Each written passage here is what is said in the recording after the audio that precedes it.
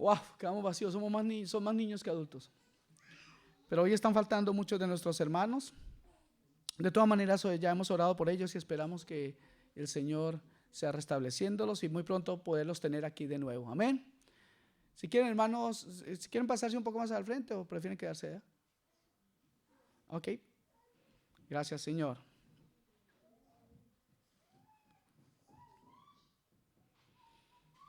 Señor, prepara nuestro corazón para recibir tu palabra en el nombre de Jesús, Señor. Gracias. Amén.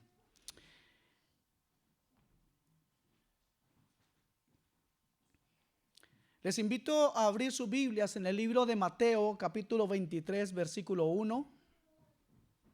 Y les ruego que se queden ahí, pues vamos a estar mirando algunos versículos, vamos a estar saltando en algunos versículos en ese capítulo. Amén.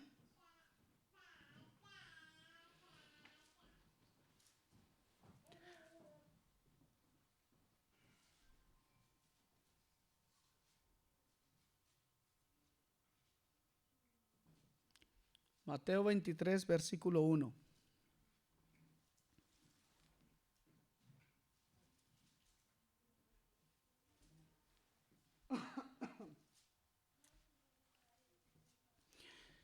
Antes me gustaría hacer una pequeña introducción, antes de que leamos. Pues el tema de que trataremos hoy es un poco diferente a lo que hemos venido hablando. Y quisiera que pensáramos un poco en lo siguiente. Generalmente los seres humanos tenemos una defensa cuando vivimos momentos difíciles. O cuando pasamos por situaciones de las cuales nosotros no nos sentimos agradados.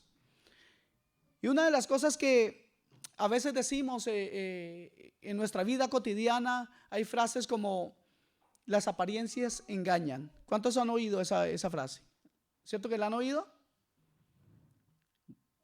¿Nadie la ha oído? Ok. ¿Sabe? Las apariencias son nuestro mecanismo de defensa ante los problemas de la vida. Pero cuando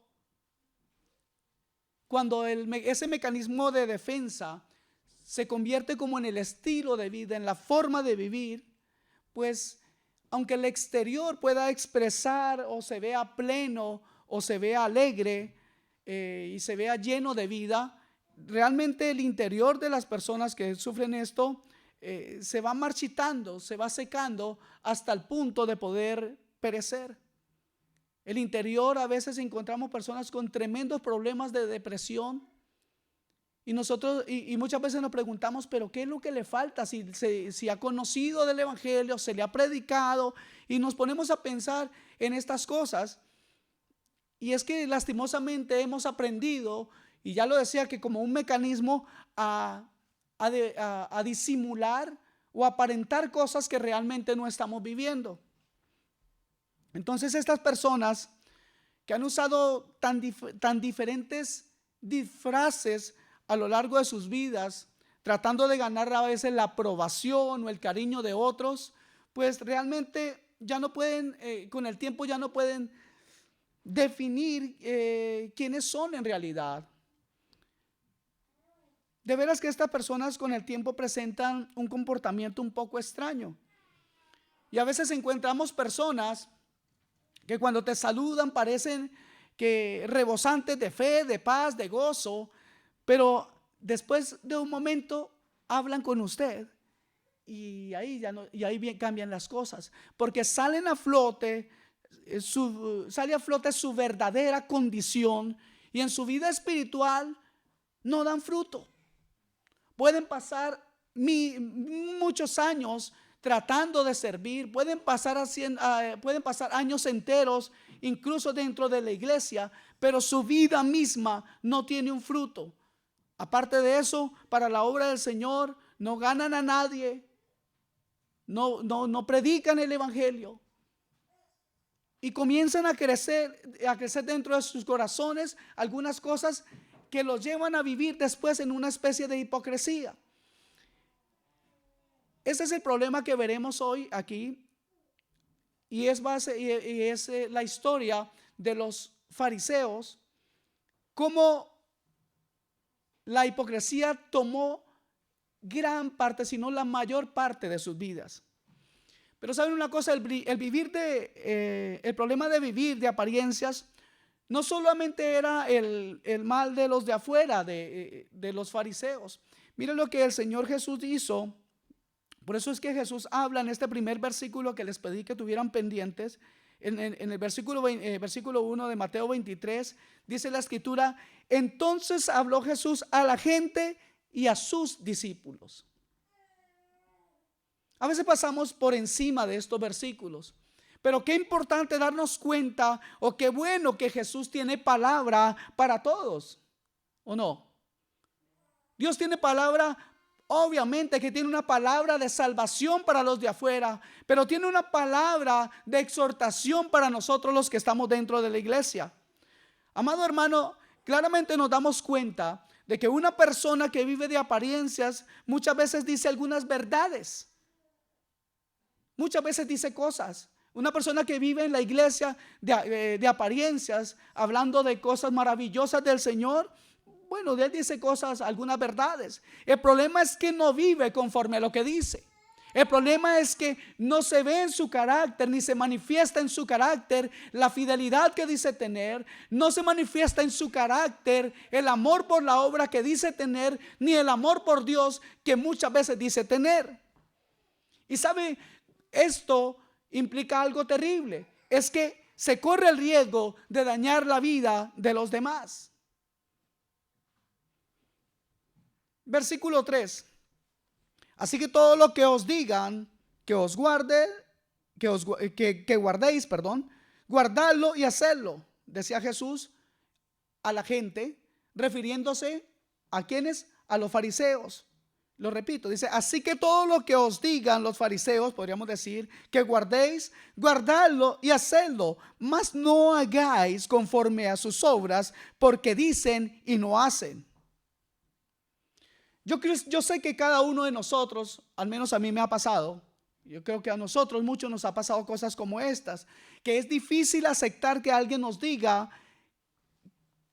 lo que debemos hacer y que esa misma persona no lo haga.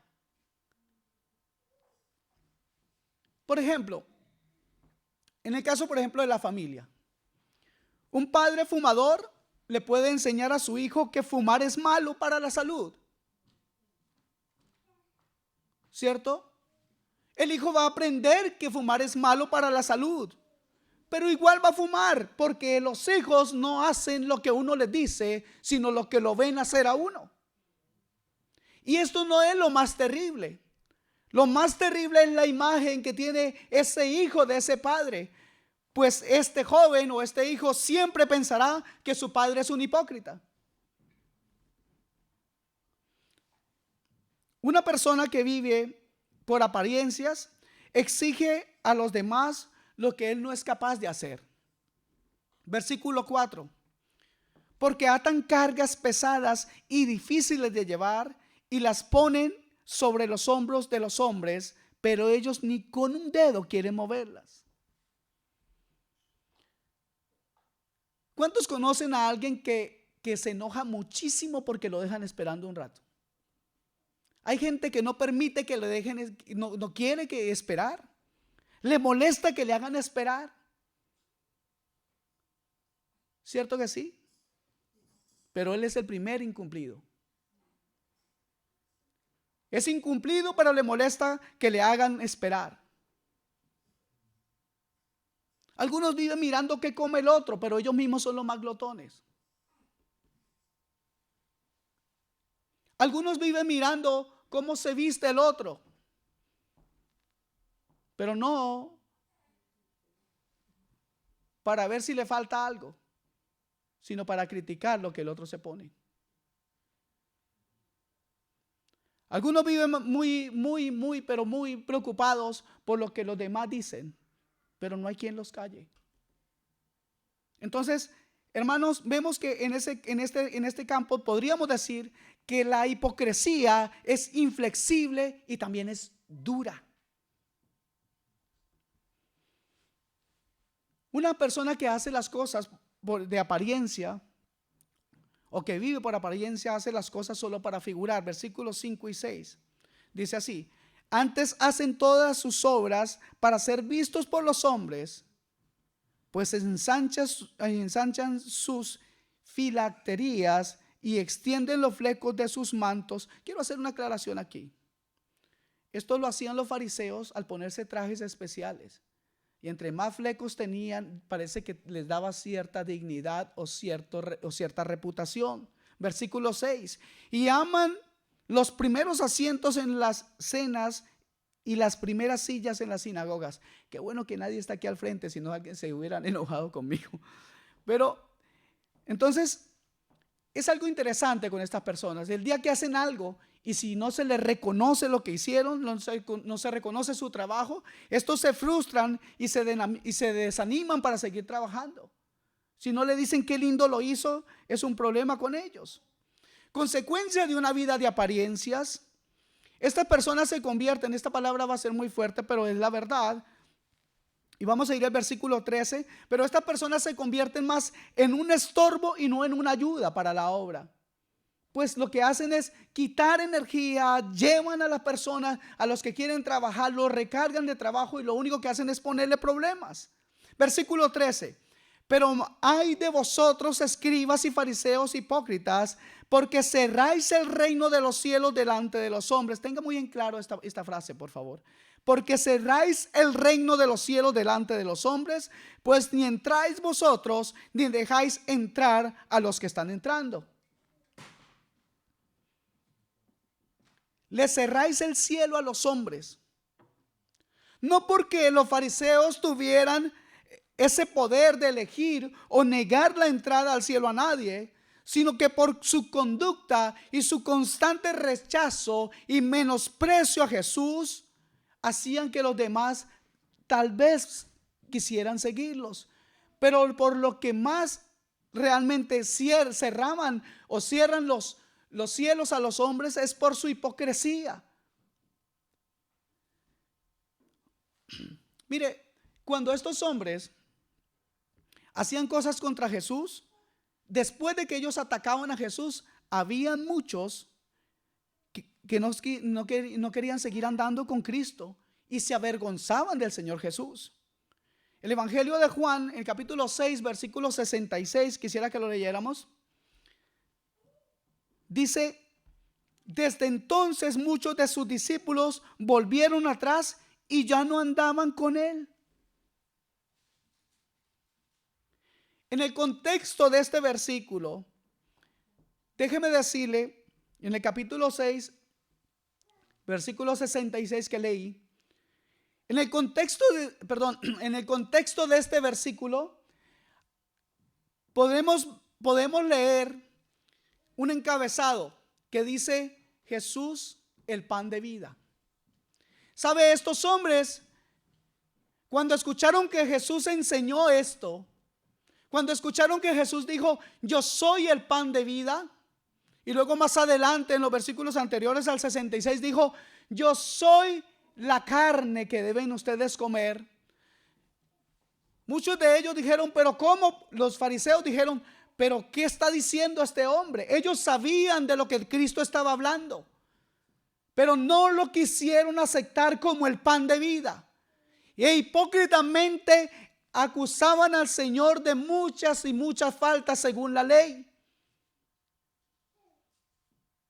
Y entonces muchos, al ver la actitud de los que eran la autoridad religiosa en ese momento, caminaban hacia atrás, no querían andar con Jesús. Muchos se avergonzaban de Jesús porque había dicho esas cosas. Muchos no quisieron andar con Jesús porque también dijeron: dura cosa es esta. Pues para ellos comer la carne de un ser humano, como ellos veían a Jesús, era inmundo.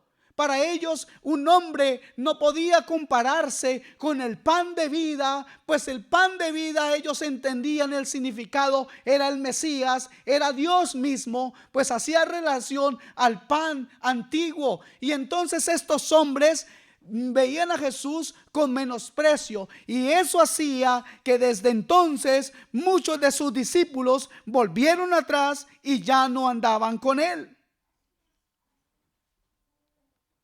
La hipocresía era el pan diario de estos hombres. La palabra griega para hipocresía es hipócritas, que quería decir en un inicio, esa palabra significaba uno que contesta, una persona que contesta. Y luego llegó a usarse especialmente para designar el que tomaba parte en un diálogo, en una escena. Y esa es la palabra griega normal, que para nuestra traducción es actor. De ahí pasó a significar, en el peor sentido de la palabra, un actor cualquiera. Pero no solamente un actor cualquiera, sino un farsante. Uno que representa un papel, que se pone una máscara para ocultar sus verdaderas intenciones, que representa un personaje ficticio, mientras interiormente sus pensamientos y sentimientos son muy diferentes. Para Jesús, los fariseos eran hombres que estaban representando un papel, que estaban actuando en la comedia de la vida.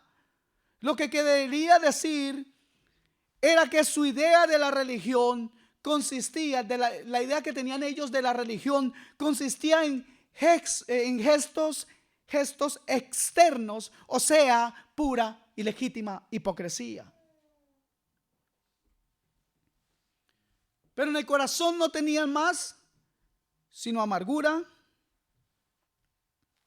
envidia, orgullo y arrogancia. La palabra del Señor nos previene mucho contra este sentimiento. La amargura es un sentimiento terrible y es consecuencia de algunos pecados. La palabra del Señor nos insta a que no permitamos que la amargura se postre en nuestro corazón. Amén. Efesios 4, 31 y 32, por favor.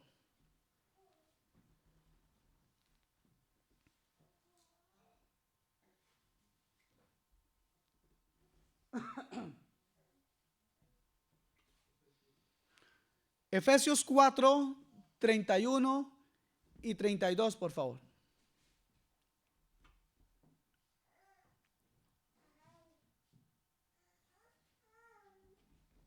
Perdón un momento.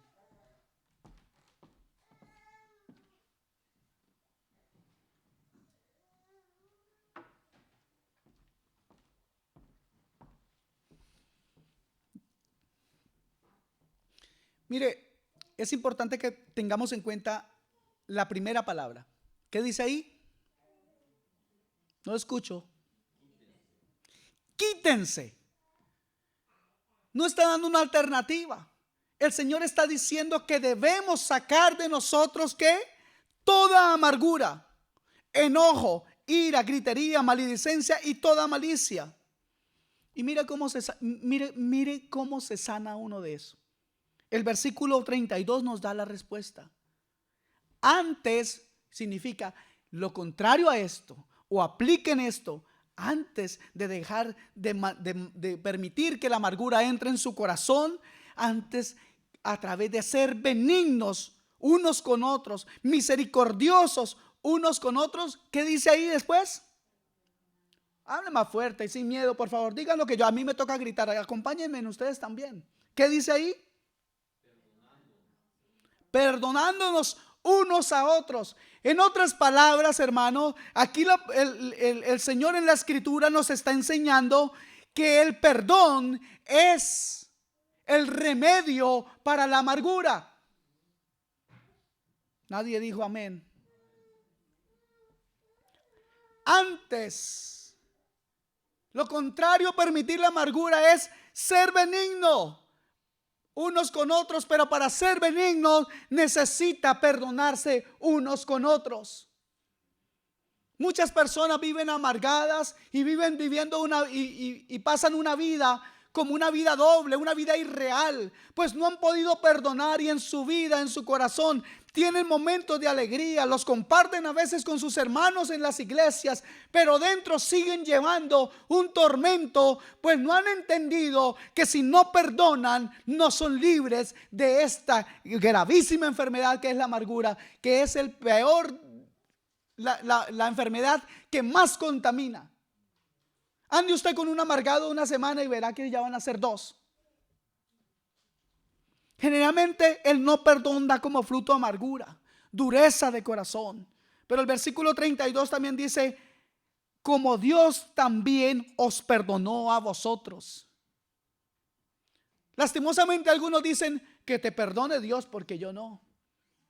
Y qué fuerte es que podamos pararnos al frente de alguien o pensar de esa manera. Qué terrible que nomás pensemos que Dios debe perdonar al otro y yo no. Pues aunque nosotros pensemos que estamos solos, Dios está escuchando, Dios está presente y no estamos tan solos como creíamos cuando andamos pecando y cuando estamos maldiciendo a aquel que se supone nos ha hecho daño. Estaban llenos también estos hombres de envidia.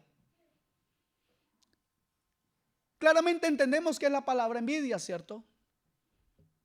Envidia es desear lo que otro tiene.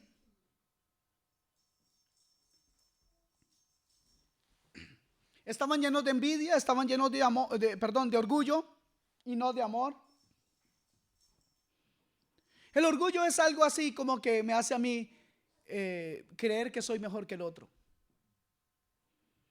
Pero también había en el corazón de estos hombres y estas mujeres de ese tiempo arrogancia. Y la palabra arrogancia es un comportamiento orgulloso y desagradable hacia los demás, basado en la creencia en la propia superioridad o mayor importancia. La arrogancia caracteriza a una persona malvada, según enseña la escritura y enseñan los diccionarios bíblicos.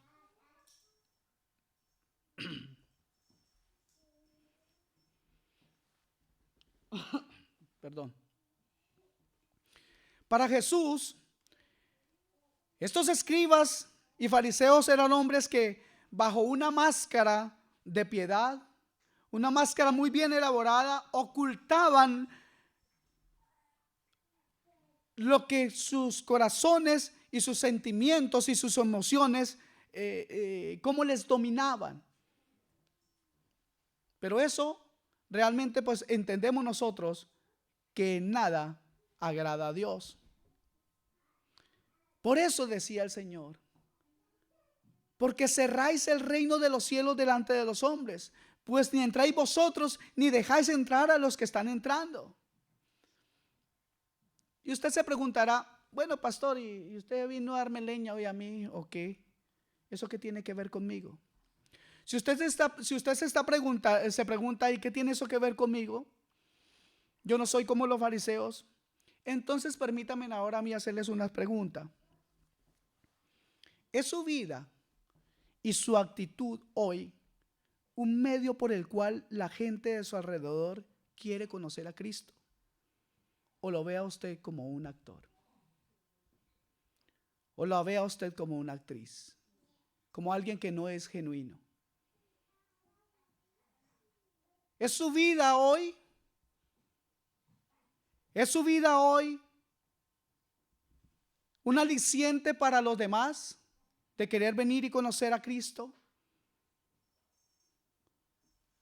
O como dijo una persona que encontré yo en la calle, de alguien que venía a esta iglesia.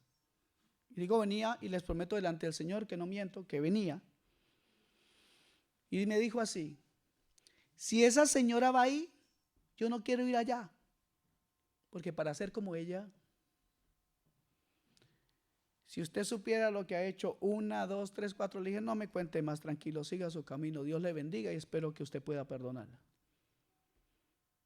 Qué terrible cuando nosotros somos actores del evangelio. Qué terrible cuando decimos a los demás que sí amamos a Dios, pero odiamos a los hermanos. Wow. ¿Cuántos creen que aquí predicamos la palabra de Dios? ¿De verdad lo creen? ¿Cuántos creen de verdad que aquí predicamos la palabra de Dios? Genuinamente. ¿Lo creen? Levante su mano si lo cree.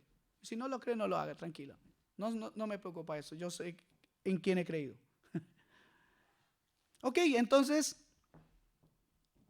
de esa palabra que según ustedes es palabra genuina de parte de Dios, ¿cuánto de eso están predicando?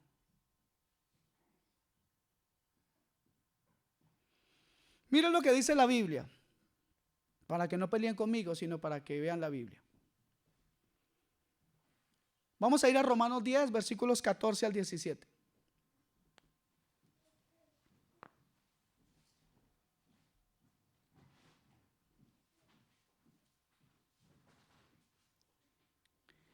Dice la palabra del Señor en Romanos capítulo 10, versículo 14, dice así. Les acabo de preguntar si creen que la palabra que se predica aquí es genuina y luego les he preguntado cuánto de eso están predicando. Y ahora les digo, pensándonos de afuera, ¿y cómo pues invocarán a aquel en el cual no han creído? ¿Y cómo creerán en aquel de quien no han oído? ¿Y cómo oirán sin haber quien les predique?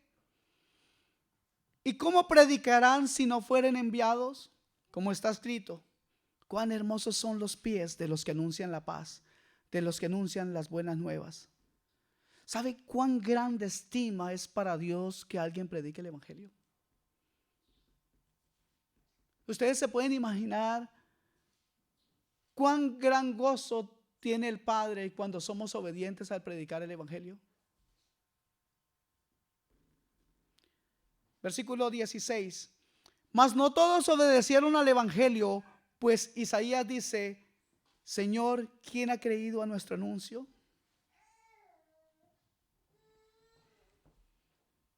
El apóstol Pablo hacía esta referencia al Antiguo Testamento, y aquí la palabra, mas no todos obedecieron, la palabra obedecieron significa creyeron al evangelio. Isaías dice, Señor, ¿quién ha creído a nuestro anuncio? Así que, fíjense esto, aquí el apóstol Pablo, refiriéndose a ellos, dice, ¿quién ha obedecido? Pero hoy nos toca preguntarnos a nosotros, o hoy podríamos decir, ¿cuánto han creído? ¿Cuánto hemos creído? ¿Cuánto el evangelio hoy está haciendo mella en nuestro corazón? ¿Cuánto el evangelio hoy está marcando nuestro diario vivir? ¿Cuánto el evangelio hoy es la parte de mi vida que más me gusta vivir? ¿Cuánto de eso es? Versículo 17. Así que la fe es por el oír y el oír por la palabra de Dios. Amados hermanos, nosotros no debemos ser parte del problema que existe en este momento, y es que el mundo no escucha el evangelio. Más bien nosotros debemos ser parte de esa solución, destinando nuestro corazón a aprender la palabra de Dios para llevar este evangelio de la gloria, para llevar las buenas nuevas a aquellos que se están perdiendo, sin fe, sin luz, sin esperanza.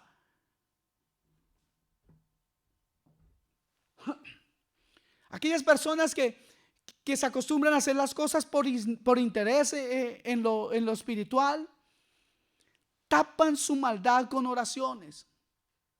Versículo 14 dice, ay de vosotros, escribas y fariseos hipócritas, porque devoráis las casas de las viudas y como pretexto hacéis largas oraciones, por esto recibiréis mayor condenación.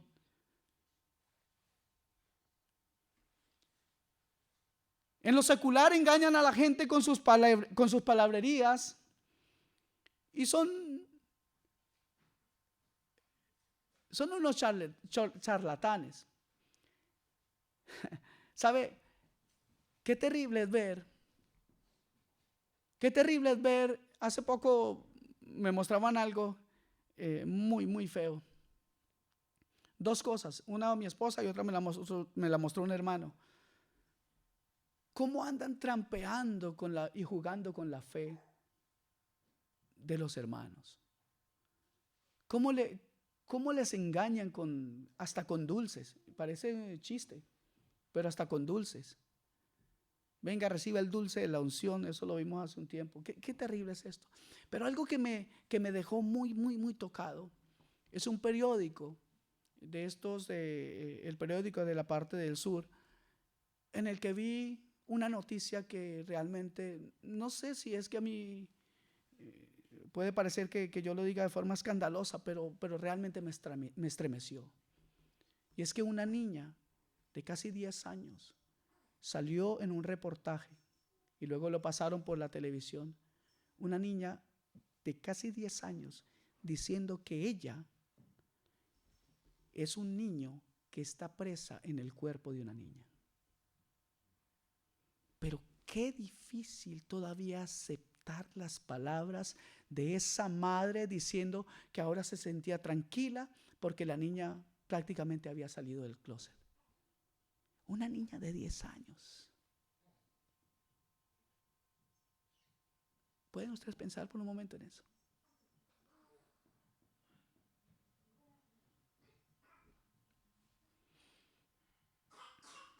Versículo 15.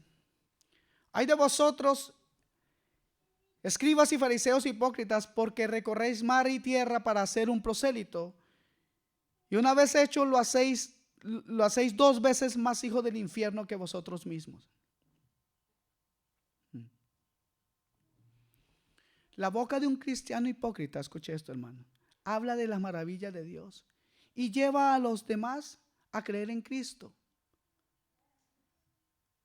pero su vida los lleva al infierno. La vida de este hipócrita lleva a los demás al infierno, porque algunas veces comienzan a predicarle cosas a los hermanos, pero luego después comienzan a soltar sus propios rollos, sus propias cosas, sus propias creencias, sus propios misticismos. Es terrible ver hombres y mujeres en esta ciudad que hablan de tener 10 revelaciones por día. Wow. Entran en misticismos y en lugar de que con toda la palabra que han recibido poder alimentar a otros, lo único que hacen es tirarse una cantidad de rollos y misticismo que lleva a los demás a creer en lo que ellos creen. Hablan cosas maravillosas de Dios, pero le añaden su propia cosecha. Algunos cristianos, no ponga las llaves encima de la mesa porque eso es mala suerte. Cristianos, por favor. Y esas son las pequeñas cosas. Si yo no quiero entrar en las otras. Una persona así se vuelve superficial y materialista también. Un hipócrita es, mire la hipocresía en la parte, en esta otra área, versículo 16. Hay de vosotros, guías ciegos, que decís, si alguno jura por el templo, no es nada. Pero si alguno jura por el oro del templo, es deudor. ¿Sabe? Cuando las personas tienen esa tendencia a marcar, no, esto es espiritual y aquí y allá y lo otro, el templo, no pasa nada, puedes así, pero luego el oro, el oro es muy importante, por eso no jures, porque entonces te haces deudor. Tiene una cabeza, tiene una mentalidad materialista y piensa que una vida de bendición, háblele a esos materialistas de una vida de bendición. ¿Qué es para ellos? Es hablar de dinero y de cosas materiales. Les encanta que les digan que todo le va a ir bien en la vida. A ellos les encanta eso. Les encanta que les prometan y les profeticen cosas. Les encantan que les hablen positivo. Pero si uno les recuerda que el amor al dinero es idolatría, entonces dicen que uno es negativo. O como me dijeron a mí, que yo predico muy duro, que soy demasiado duro, porque he dicho cosas como estas. Bien, pues cada uno puede discernir. Y eso es lo importante, hermanos, que no pasemos por alto que la palabra del Señor es la palabra profética más segura y que la palabra de Dios es la que determina si lo que se predica es verdad o es mentira.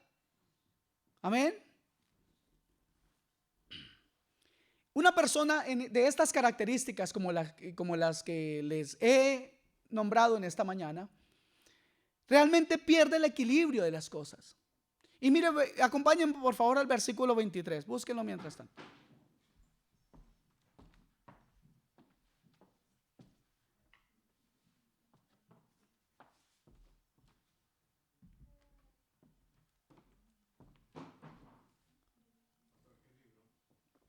Estamos en Mateo 23. Mateo 23, 23.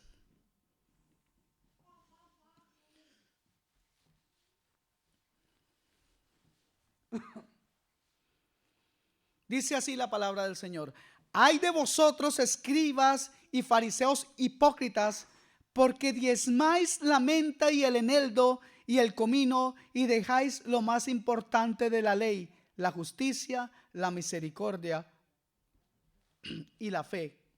Esto era necesario hacer sin dejar de hacer aquello.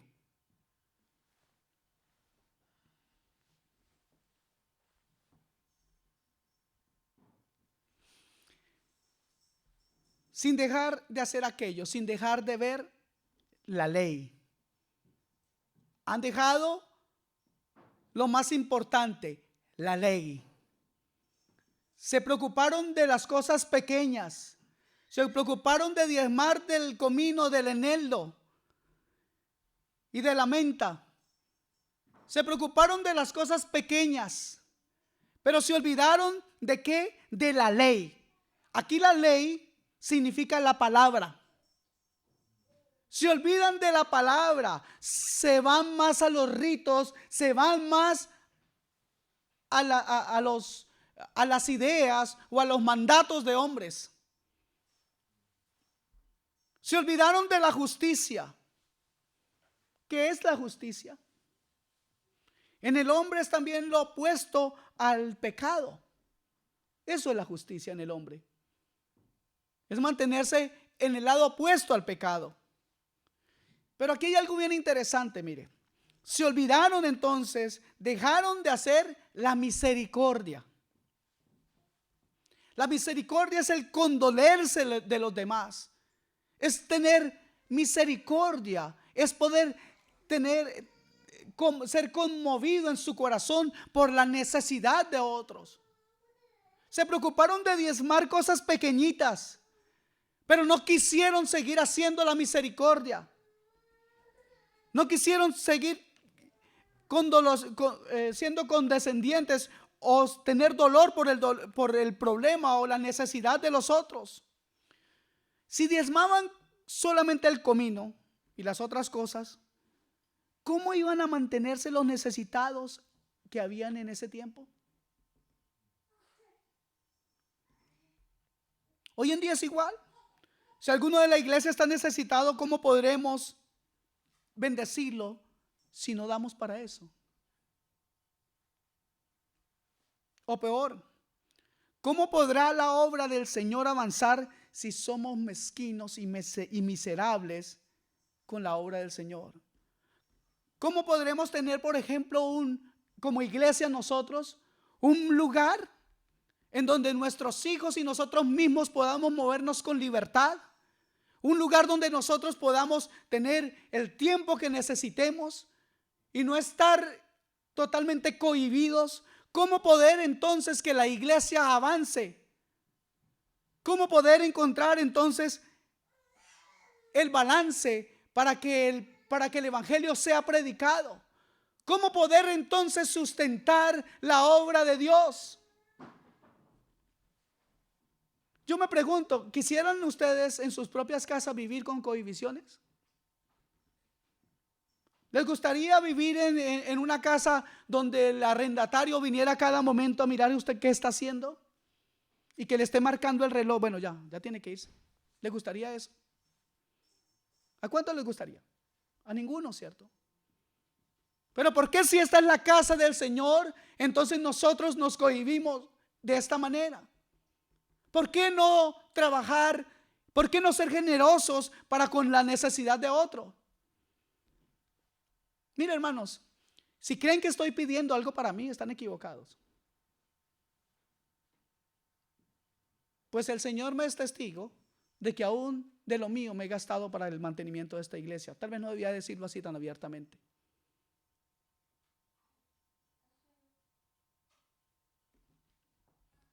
Les aseguro, en el nombre del Señor, en cuya presencia estoy, que no estoy pidiendo nada para mí. Pero es triste ver que a veces necesitamos cosas y en la casa del Señor no hay.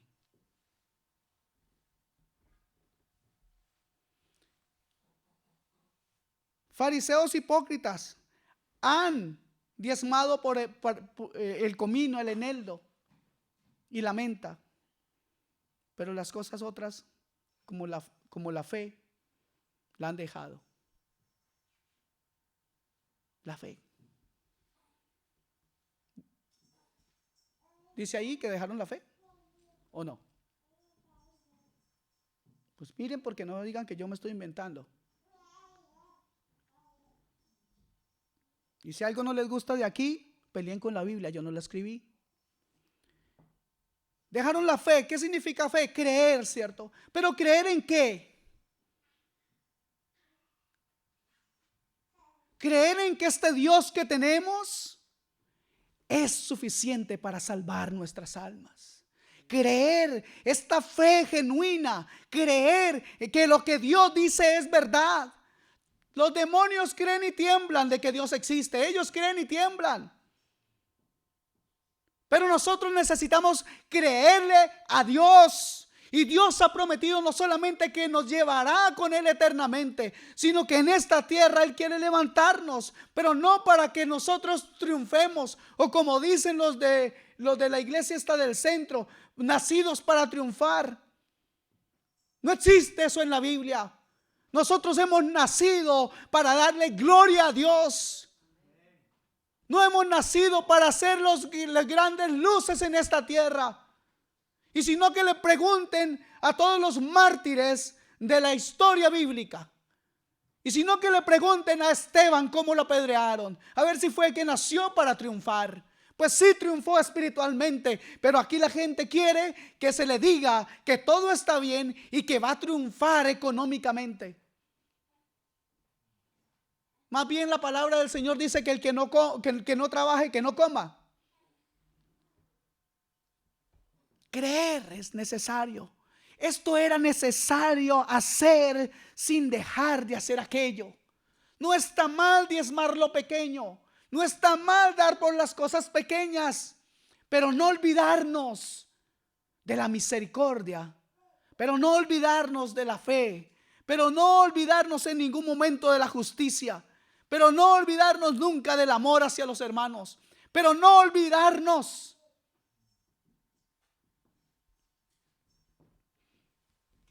Pero hay personas que por hacer algo dejan de hacer la otra cosa. Y no solamente en el área de los diezmos. Necesitamos, yo recuerdo que hace un tiempo hicimos una serie aquí que se llamó Poniendo lo espiritual a lo espiritual. Y algunos hermanos se me acercaron y me dijeron: oye, hermano, yo no había visto eso de esa manera. Gracias por la palabra. Bueno, gloria a Dios. Y al poco tiempo, otra vez en lo mismo. Y oye, usted no me dijo que había recibido palabra. Sí, pero es que nos falta creer. Nos falta creerle a la palabra de Dios. Estamos más metidos en nuestros propios rollos que en la palabra. Algunos por estar con la familia se alejan de Dios. No, que yo no voy a ir a la iglesia unos 3 meses. ¿Y por qué? No, porque es que viene mi prima y me toca atenderla.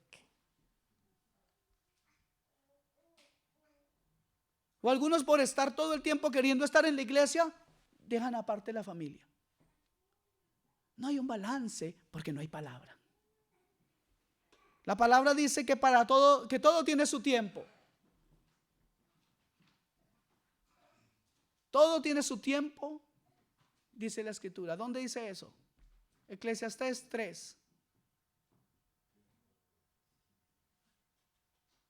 3:3 dice: todo tiene su tiempo y todo tiene su hora de lo que se hace debajo del sol. ¿Tiempo para qué? Mire, hay una cosa bien interesante. Usted lee todo ese párrafo y ahí hay tiempo para todo, hasta para derramar piedras o para esparcir piedras. Pero ahí no hay un tiempo para adorar a Dios. Qué extraño, ¿eh? ¿Lo han notado?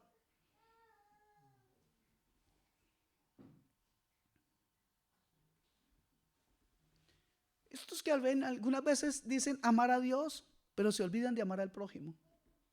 Primera de Juan 4:20 dice: si alguno dice yo amo a Dios y aborrece a su hermano, es mentiroso. Pues el que no ama a su hermano a quien ha visto, ¿cómo puede amar a Dios a quien no ha visto? Oh, yo amo a Dios. Los ha visto. Y casi flotan. Pero nomás pasa el hermano y dice: ese sí no me gusta, ¿no?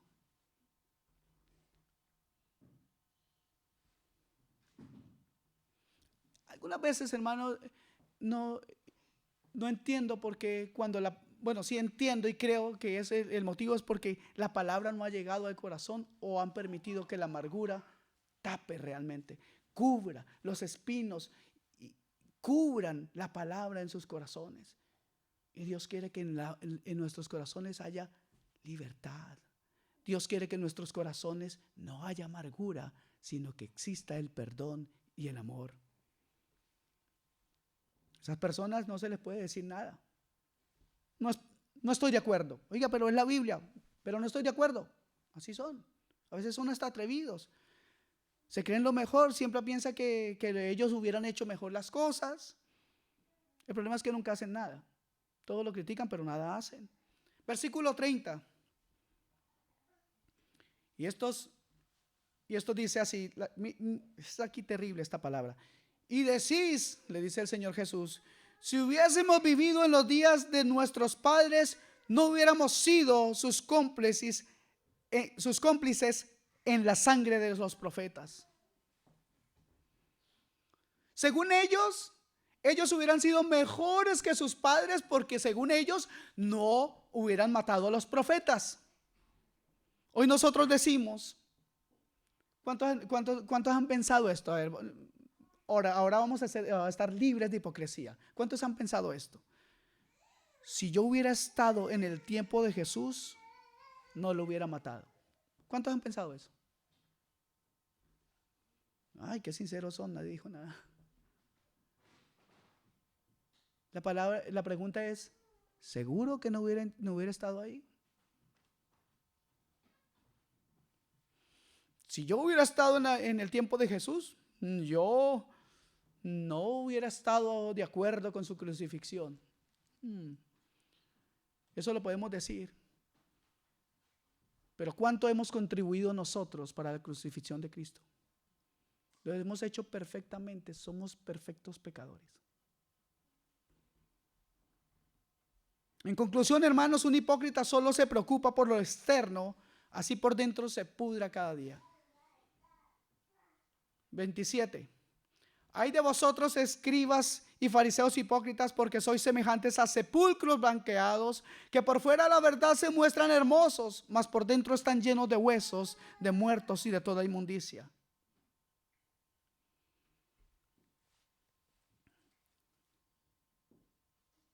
Quiero que sepan algo, hermanos. Se lo digo de todo corazón. El Señor me libre, y si en algún momento en mi corazón ha habido cosas como estas, clamo a Dios por su perdón. Pero el Señor me libre de predicar para darle madera a algún hermano. Yo veo una necesidad de que nosotros entendamos cosas, y por eso, guiado sé que por el Señor, estoy predicando esto. Y esta madrugada, pensando en lo que iba a predicar, y ya tenía algunas cosas, escribí esto. Si no adoramos a Dios, ¿cómo podemos decir que tenemos comunión con Él?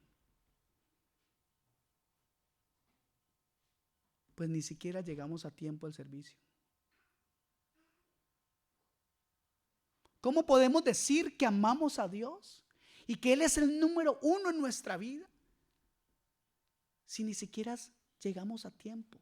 Llegamos a tiempo a una cita con un amigo, con una amiga. Llegamos a tiempo cuando nos invitan a almorzar. Llegamos a tiempo al trabajo, ahí sí nunca faltamos. Pero a Dios lo dejamos como última cosa, porque llegamos tarde y decimos que lo amamos y que lo adoramos y que queremos estar en su presencia, que anhelamos su presencia. Eso decimos de dientes para afuera, pero nuestra actitud, nuestro comportamiento, nuestra conducta no representa lo que nosotros decimos. Por lo tanto, somos hipócritas y hoy tenemos que reconocerlo. Gústenos o no nos guste.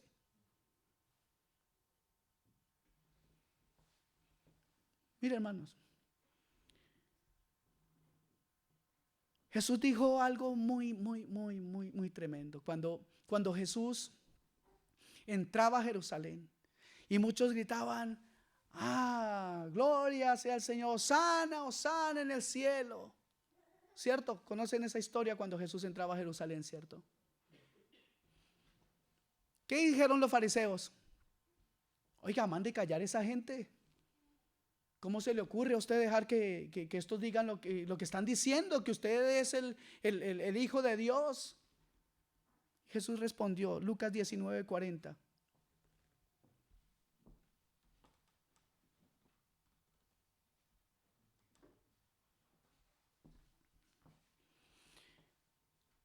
Él respondiéndose a Jesús les dijo: os digo que si estos callaran, las piedras clamarían.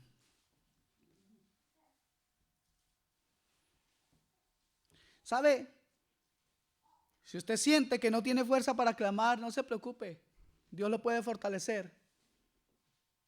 De verdad se lo digo. Dios quiere levantar nuestras vidas al nivel de estos hombres que clamaban Hosana en el cielo, de aquellos que se gozaban por la venida del Señor. Dios puede y quiere levantar su vida a ese nivel. Pero si usted se rinde hoy, hasta las piedras clamarán si usted prefiere callar su boca. Dios es Dios de vivos y no de muertos. Y el que está vivo siente, y el que siente sabe realmente cuál es su condición y sabe dónde está la fuente de su sanación. La fuente de nuestra sanación se llama Jesucristo. No importa lo que usted esté pasando, no importa cuán dura sea esta palabra para usted, yo le animo en Cristo Jesús a que se levante y tenga fuerza en Él. No en el hermano, no en el pastor, no en el nombre de la congregación, no en el nombre de ningún hombre. Es en el nombre de Jesucristo que nosotros podemos tener fortaleza y fuerzas nuevas en Él.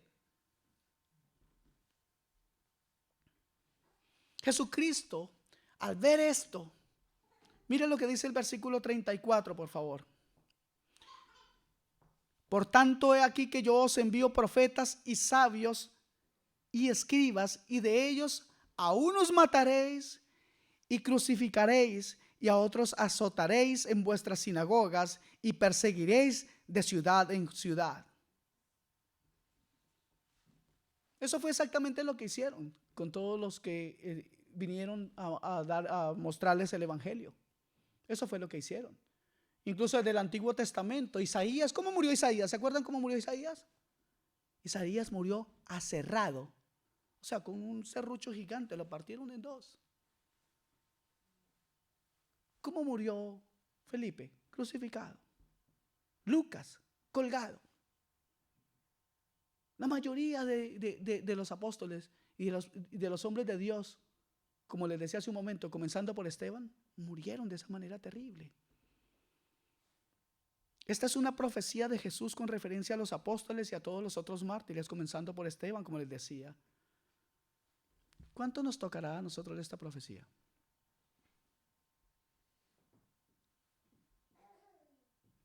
No lo sabemos. Hace un tiempo, hace unos meses les decía, aquí las cosas pueden cambiar en cualquier momento. Y sigo diciendo lo mismo. Me refiero al hecho de que en cualquier momento, ¿saben cómo está caminando Suecia delante del mundo musulmán? Como el perro arrepentido del Chavo, con el rabo entre las piernas. Tienen miedo y por eso a ellos les permiten hacer lo que quieran. porque tienen miedo de que aquí vengan y les pongan bombas, que hayan atentados por eso. Y por eso les digo que a cualquier momento pueden cambiar las cosas. Ya casi terminamos.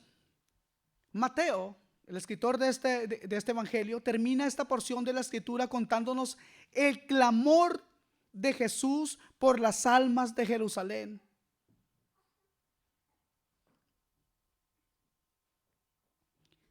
Versículo 37. Jerusalén, Jerusalén, que matas a los profetas y apedreas a los que se te son enviados. ¿Cuántas veces quise juntar a tus hijos como la gallina junta a sus polluelos debajo de las alas y no quisisteis? El clamor de Cristo, el clamor del Señor por las almas de Jerusalén, por aquellos que no le creyeron, los que no quisieron oír su anuncio, por aquellos que callaron y no predicaron,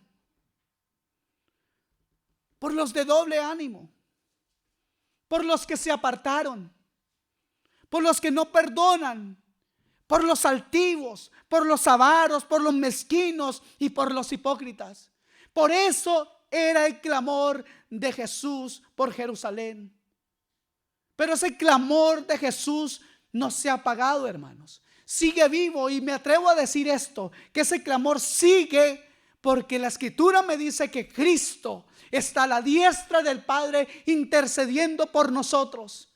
El clamor de Cristo sigue por usted y por mí, para que seamos libres de toda hipocresía, de todo doble ánimo, de toda avaricia en nuestro corazón. El clamor del Señor sigue vivo para que nosotros podamos enterrar todas cosas que estorban nuestro servicio a Él. El clamor de Dios sigue vivo para que usted y yo echemos fuera de nuestro corazón toda amargura, todo rencor, todo resentimiento, todo odio, y podamos mirar el camino y podamos caminar el camino alegremente para que muchos otros vengan al conocimiento de la palabra santa de Dios. ¿Sabe? El clamor de Jesús en ese momento era, y el clamor de Jesús en este momento es, porque Él sabe cuál es el final del que no le escucha. Él sabe cuál es el final. Él sabía cuál era el final de todos aquellos. Y Él sabe cuál es el final de todos nosotros si no escuchamos. Él sabe cuál es el final, y Él también sabe dónde es el final.